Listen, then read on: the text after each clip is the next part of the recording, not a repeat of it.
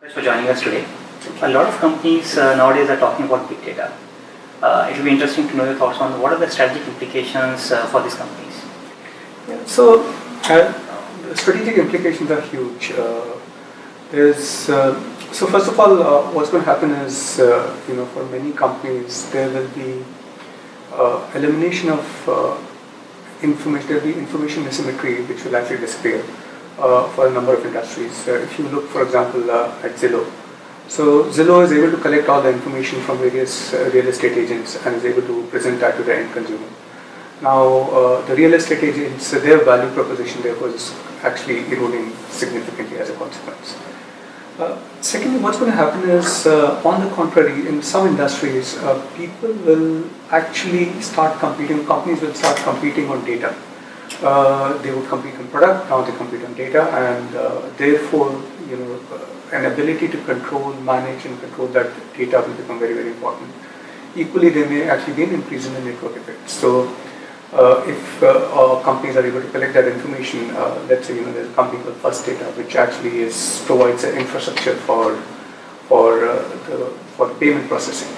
That is sitting on mine, gold mine of information. Could they potentially use it in different ways, which they're trying to.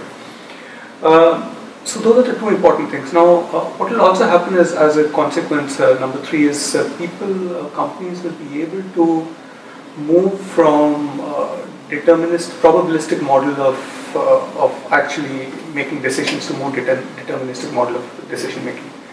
The information will also become a bit more granular, the insights will become more granular. So, for example, a bank will be able to figure out what a particular client wants and be able to offer that almost on a real-time basis. So those are the kind of strategic implications that companies need to look at when they have to look at big data. Interesting. So, how do these companies identify the areas to focus on? So, a couple of things. One is a lot of companies are actually, they kind of getting overwhelmed with big data. I would actually suggest that it's better to do a firecracker approach rather than a big bang approach in big data.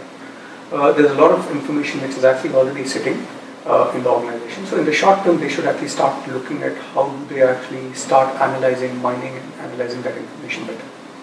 So that's one. But in the medium term, they actually need to look at this opportunity from two different lenses. So one is we have a cool new toolkit. How do we actually use it better?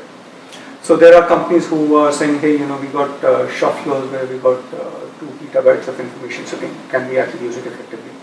So that's one way of looking at it. The other way of looking at it is looking at an organization's strategic direction.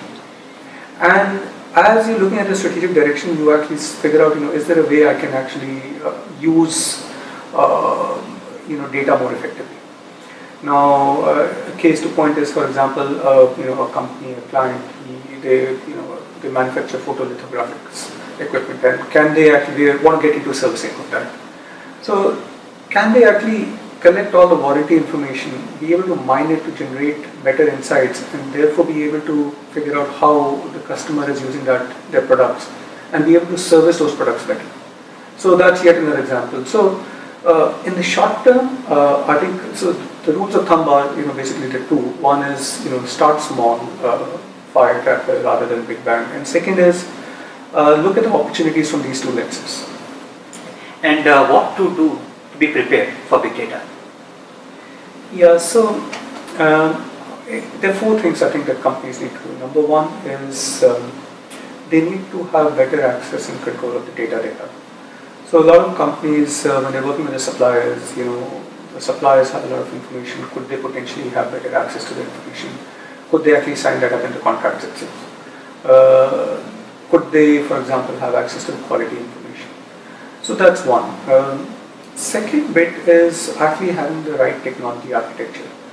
So there are various options which are actually emerging. So you've got to be able to figure out what technology architecture by and large you want to have. Now one could potentially say, hey, I got to Hadoop is good. I can actually do a lot of work with Hadoop. But you also need to look at the end-to-end solution. How am I going to collect that information? Where will that get stored? How will I ingest that information? How will I cleanse it? And then be able to generate insights. Now those end users are also, multiple. For example, you will have an executive who will want to have a dashboard, but you also have data scientists who needs to do more, have more access to the information or data which is sitting. So you need to be able to cater to all those, and your technology architecture must support that, variation in use cases.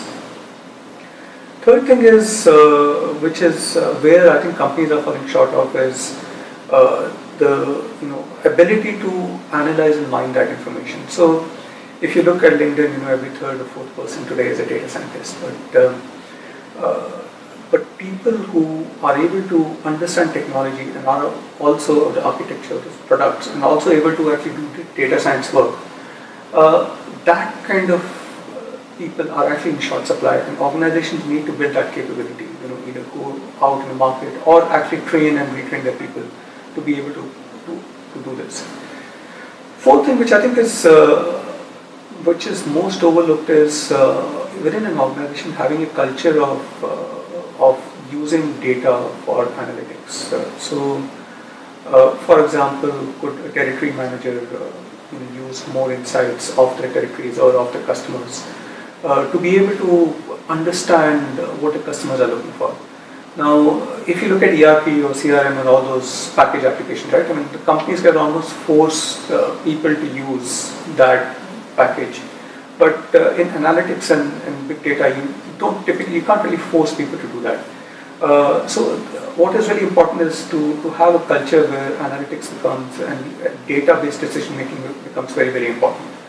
And that is what companies need to actually do a lot of, be it through training, through more awareness, and through culture, and also empowerment through a variety of different tools and reporting architectures and solution development. Thank you, Pankaj. Thank you for your time today. Thank you.